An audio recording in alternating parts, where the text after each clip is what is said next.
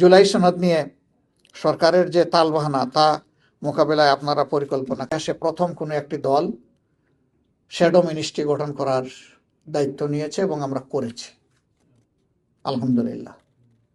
আমরা তাদেরকে ফুল সুইংয়ে ফাংশনে আনা পর্যন্ত আমরা পাবলিকের কাছে তাদেরকে প্রকাশ করব না, কারণ এখানে যেহেতু এটা বাংলাদেশের জীবনে প্রথম, সবাই যে এখানে সাকসেসফুলি আমাদেরকে সার্ভিস ডেলিভারি দিতে পারবে তা নাও হইতে পারে।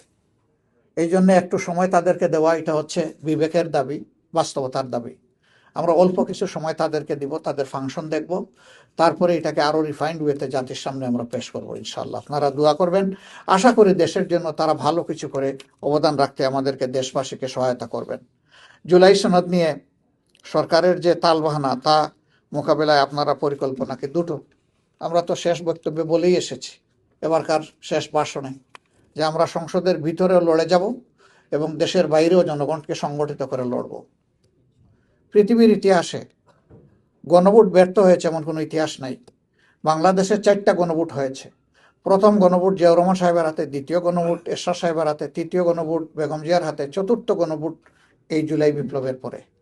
বাকি 3 গণভোট যেভাবে কার্যকর হয়েছে, সময়ের ব্যবধানে ইনশাআল্লাহ এই গণভোটের রায় আমরা জনগণকে সাথে নিয়ে আদায় করেই ছাড়বো ইনশাআল্লাহ।